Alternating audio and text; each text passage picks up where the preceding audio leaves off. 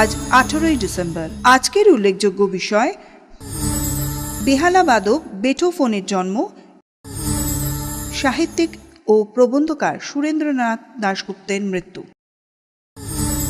এদেশে কমিউনিস্ট পার্টির অন্যতম প্রতিষ্ঠাতা মুজাফফর আহমেদের মৃত্যু।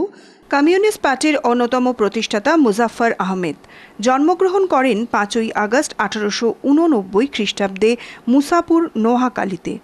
18ই ডিসেম্বর 1973 খ্রিস্টাব্দে তিনি প্রয়াত হন। ভারতে মার্ক্সবাদ ও কমিউনিস্ট পার্টির তিনি অন্যতম প্রতিষ্ঠাতা। সাহিত্য ও সাংবাদিকতার মাধ্যমে তার দেশ সেবা শুরু।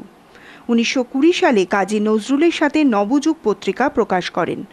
পরে ধূমকেতু পত্রিকায় দ্বৈপায়ন ছদ্মনামে ভারতের রাজনীতি, শ্রমিক কৃষক সমস্যার বিষয়ে লেখেন। 1923-এ তিনি গ্রেপ্তার হন। 1924 সালে কানপুর বলশেভিক ষড়যন্ত্র মামলায় তাঁর 4 বছর সশ্রম কারাদণ্ড হয়। অসুস্থতায় 1925-এ ছাড়া পান। এই সময় তিনি আন্তর্জাতিক কমিউনিস্ট সংস্থাগুলোর সাথে যোগাযোগ স্থাপন করেন। প্রথম বাংলা গণবাণী 1926-এ তিনি সম্পাদনা করেন। ঐতিহাসিক মিরাট ষড়যন্ত্র মামলার অন্যতম অভিযুক্ত হিসাবে 3 বছর কারাবাস করেন তিনি। সারা ভারত কৃষক সভার প্রতিষ্ঠাতা সদস্য তিনি। কমিউনিস্ট পার্টি বেআইনি হলে 1948 সাল থেকে 1951 পর্যন্ত আটক থাকেন।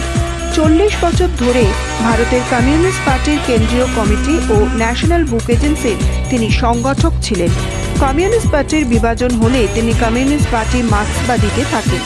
গণশক্তি প্রিন্টার্স প্রেস তিনি গড়ে তোলেন। তাঁর রচিত গ্রন্থ নজরুল স্মৃতিকথা ভারতের কমিউনিস্ট আন্দোলনের ইতিহাস।